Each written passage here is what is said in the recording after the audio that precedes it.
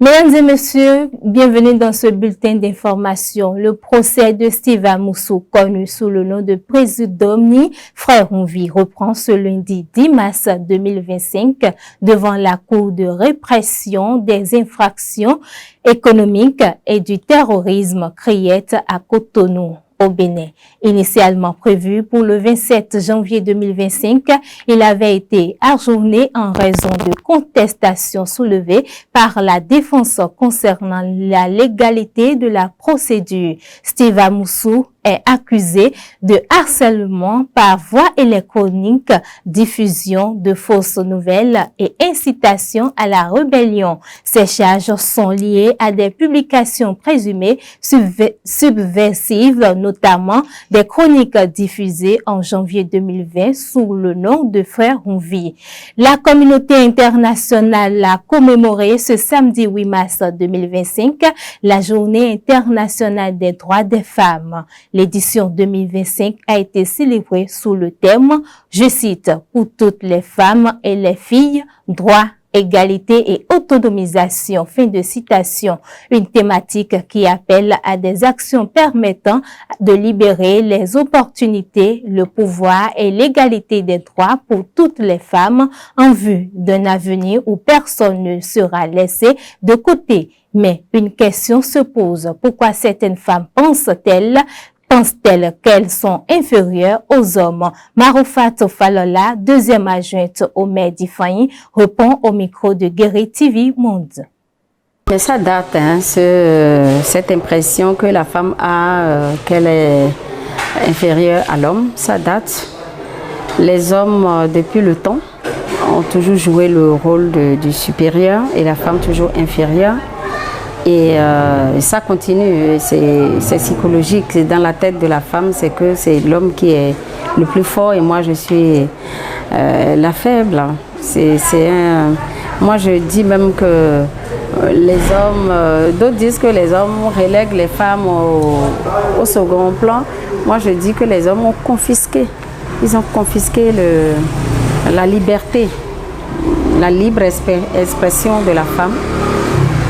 Sinon, comment comprendre que vous êtes nés de la même manière, vous êtes nés égaux, vous êtes nés même d'une femme. Sans la femme, vous ne pourriez pas être sur la terre. Raison de plus pour reconnaître ça, mais l'homme oublie complètement ce paramètre et pense qu'il est le maître, il doit dominer. Et ça continue. Et il fut quelques années, les femmes ont commencé par revendiquer leurs droits. Et voilà la polémique, voilà le fait que les hommes, dès que vous revendiquez quelque chose, ah ça c'est une prostituée, elle ne veut pas rester dans le ménage, il faut voir ailleurs. Bon, c'est dommage. C'est dommage, moi je pense que aussi bien l'homme que la femme doivent faire l'effort de rester dans le même système, dans le même schéma, vivre ensemble et puis savoir que de la même manière il est né, de cette même manière que la femme aussi est née et que la femme, si l'homme a des droits, la femme aussi a le droit d'avoir des droits. Il n'y a pas de raison. Un candidat au concours de recrutement de 1785 fonctionnaires de police au titre de l'année 2023 est décédé lors des épreuves sportives. Selon les informations, la victime s'appelle Emmanuel Bonou, un natif du village de Quinto Dodokpakpa, arrondissement d'Aomé-Lopo, dans la commune de Soava. C'est lors de l'épreuve d'endurance de 4000 mètres que le jeune homme s'est écroulé. Transporté d'urgence à l'hôpital d'Alada aux environs de 11 heures, il a malheureusement été déclaré mort peu après 17 heures malgré les soins reçus. Autre information, la consommation excessive d'alcool est un phénomène largement répandu chez les jeunes, notamment au Bénin. Qu'elle soit ponctuelle ou régulière, cette habitude représente un véritable danger pour la santé, en particulier chez les plus jeunes. En plus des effets à long terme d'alcool, peut aussi entraîner des comportements à risque. Suivez cet élément de Amanda Esmeralda Dake et Patrice Ayrouton qui abordent le sujet. Appréhendé comme un vecteur d'euphorie par les jeunes, à la recherche de sensations fortes, l'alcool est souvent perçu comme un moyen de repousser ses propres limites.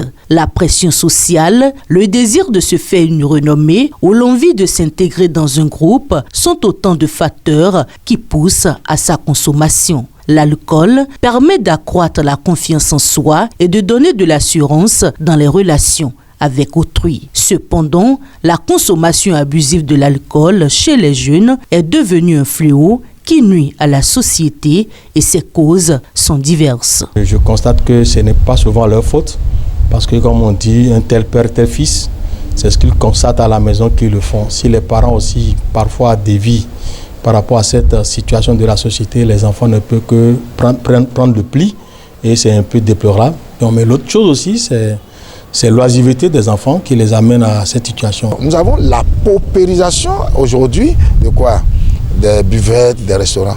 Dans un quartier, il n'est pas rare de constater 3 ou 4 buvettes. Et lorsqu'il y a de pareils coins, les jeunes seront tentés de les fréquenter. Pour certains jeunes interrogés, la consommation de l'alcool ne doit pas être régulière, mais occasionnelle, afin d'éviter les conséquences néfastes sur leur santé et leur avenir. 2 bouteilles de bière par semaine, bon, je ne trouve pas que c'est trop parce que c'est une fois en passant. Hein. Moi, j'en prends de la boisson une fois en passant. Moi, je ne suis pas un preneur professionnel de la bière. C'est vrai, je prends ça par plaisir. Donc, peut-être que je peux dire par mensualité, 5 bouteilles de bière, c'est largement suffisante pour moi. Selon les spécialistes de la santé, la consommation abusive et fréquente de l'alcool présente de nombreux risques, tant à court qu'à long terme. On ne doit pas avoir plus d'1 gramme d'alcool par litre de sang. À cette étape, on court vers une maladie du foie qu'on appelle la cirrhose. On commence par l'hépatite, de l'hépatite à la cirrhose et de la cirrhose au cancer primitif du foie. Ainsi, jeunes, parents et sociologues s'accordent sur l'urgence de prendre des mesures appropriées pour sauver la jeunesse qui court à sa perte si rien n'est fait. Tel que vous le faites aujourd'hui, c'est organiser suffisamment de campagnes de sensibilisation, d'abord à l'endroit des enfants, des parents, qui parfois pensent que l'alcool, c'est un élément de plaisir, de distraction. Toutes les entités sociales doivent participer pour qu'on puisse enrayer et endiguer totalement ce fléau, parce que c'est un fléau. C'est un fléau qui mérite d'être combattu. Si un message à lancer à l'endroit de la jeunesse aujourd'hui, c'est de leur déconseiller de prendre en grande quantité de la bière, parce que c'est bien prouvé scientifiquement que c'est la prise de la bière à l'origine de plusieurs maladies dont nous souffrons aujourd'hui. La consommation de l'alcool doit être modérée par les jeunes qui représentent la relève de demain. Toute nation a besoin de jeunes valides pour assurer son développement. C'est tout pour ce bulletin d'information. Latifat Kanounou.